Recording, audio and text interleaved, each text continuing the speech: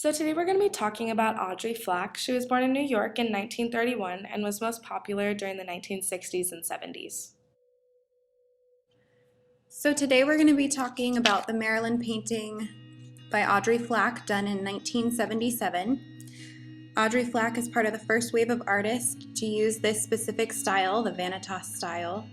Flack is iconic partly because it was difficult during the 1960s and 70s to get recognized in the art world if you were female, unless you do something with outrageous feminist undertones.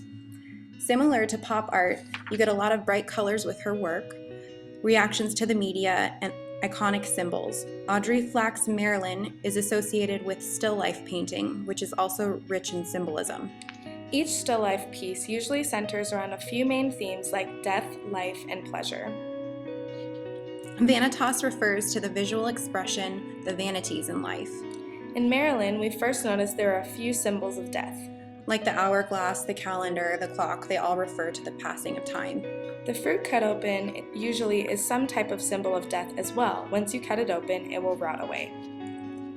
Marilyn Monroe was a sex symbol and thought to be the quintessential representation of beauty. However, Flack includes lipstick, a compact, perfume, and jewelry, all to show that beauty is fleeting. The paintbrush is yet another symbol of death, or the fact that Marilyn's life was short-lived, like an unfinished painting. The reflection of the image in the mirror is not precise. This observation is to note the imperfections in Marilyn, and more importantly, that beauty is not everything. So now we're going to go a little bit more into the explanation of Vanitas. A quote by an academic journal by Southgate says the importance of the word vanitas, which described the philosophy based on the futility of seeking what does not last. We also have another quote from 100 Ideas That Changed Graphic Design. It says, "Images involving skulls have been popular since ancient times. In ancient Rome, the expression memento mori, meaning remember you must die, was coined to remind the rich and famous of their mortality. Basically saying that even though you have all this money and you might be famous, you're still going to die like the rest of us." Also, the Vanitas style is based on Ecclesiastes 1:2, which states, "Vanity of vanities, says the preacher. Vanity of vanities, all is vanity." That just means that everything is meaningless. It's a reminder of the brevity of life and its pleasures. That's really uplifting. I know. Yeah, so basically nothing in life is meaningful. It's all meaningless and we're all pretty much gonna die, so, this is just an uplifting thought for your day. So now we're looking at another painting by Audrey Flack. It's called The 4th of July and was commissioned for the bicentennial in 1976. Here we see another pretty abstract composition. There's a lot of cluttered spaces, and there's a lot of objects that are really simple, but when they're put together, they're really meaningful and representative. And here again, there's bold lines, bold shapes, and a lot of popping colors. Here's a quote from the Brooklyn Rail, and it says, "She has taken the signs of indulgence, beauty, and excess and transformed them into deeply moving symbols of desire, fertility, and emancipation." And I think that's especially true in this work because there's a lot of excess and clutter, but it's transformed into this idea of freedom that we can all associate with. We can all tell what those items are in there and feel the feeling that she's trying to convey.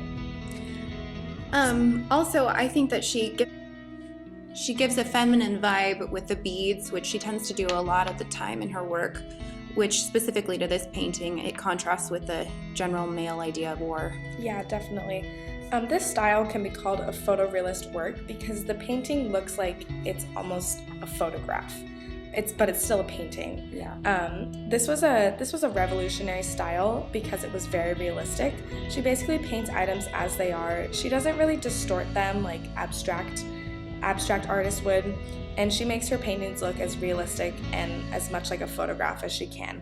She was the only female artist in this movement, and her photorealist paintings were different from all the rest because it showed not only her skill, but that she's able to incorporate emotion into it as well, unlike other photorealists.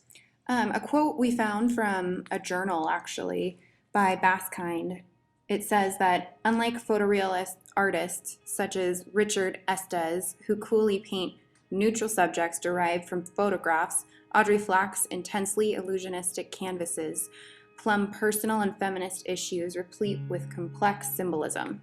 It's a very powerful quote. I know. But yeah, basically we can see the central theme that she depicts smaller objects and she uses them together to create a powerful feeling. Feminism is a big theme for her. She seems to enjoy this theme. Its most obvious expression of feminism is probably in her painting we went over before, Marilyn, but the 4th of July even has some feminine undertones.